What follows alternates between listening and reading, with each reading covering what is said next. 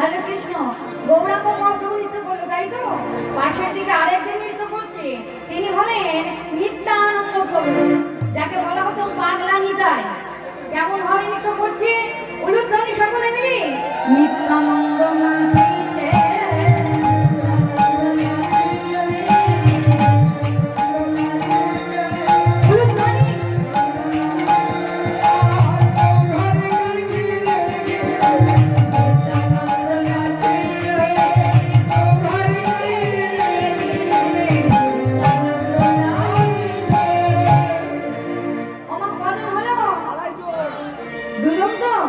তাহলে এখন কি নৃত্য করলো?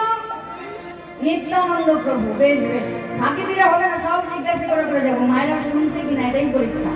পাশের দিকে আরেকজন নৃত্য করছে, তিনি হলেন রাধা ভাব স্বরূপিণী গদাধর। যিনি রাধা তিনি হলেন গদা, মানে গদাধর। আজ গদাধর প্রভু নৃত্য করছেন ভাবের মধ্যে দিয়ে, বলে গদাধর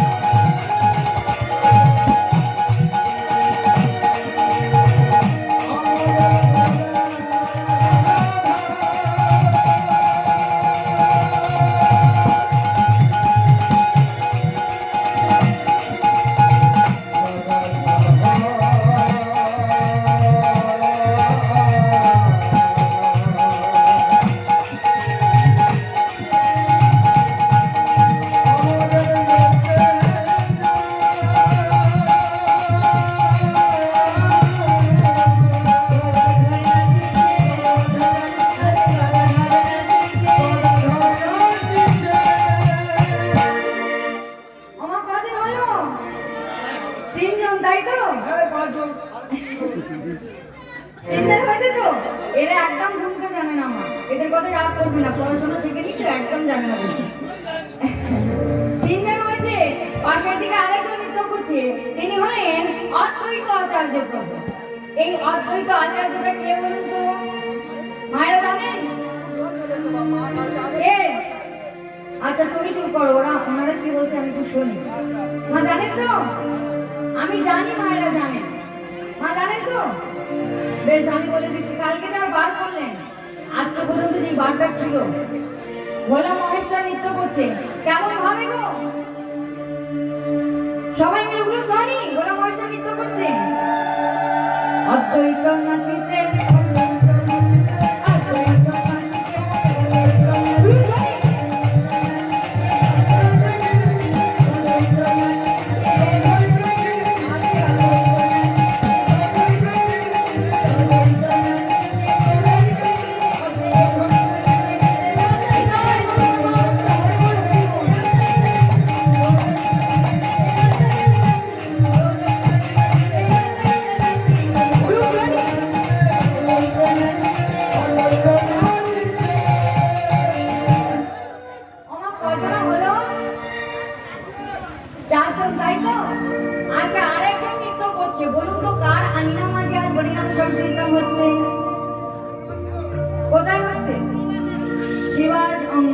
বেশ খুব সুন্দর।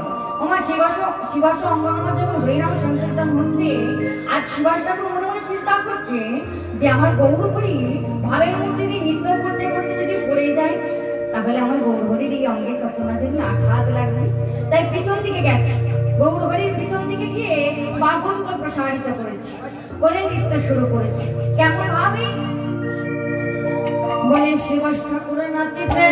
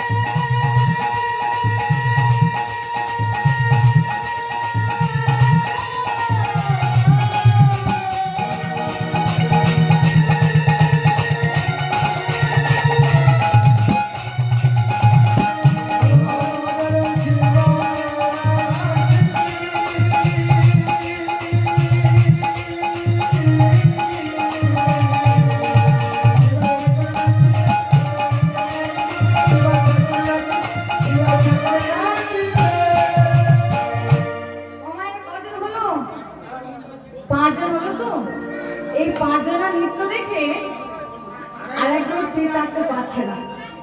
তিনি হলেন বাঁকা বক্রেশ্বর। তার সর্বঙ্গতে ছিল বাবা বাঁকা, তবুও সে স্থির থাকতে পারছে না। কারণ কি না, হরিনামে বাবা যদি কেউ নৃত্য করে 500 জন আপনা থেকে গা ধুলে যায়, নিজেকে স্থির রাখা যায় না। নৃত্য করছে কেমন ভাবে বলে বক্রেশ্বর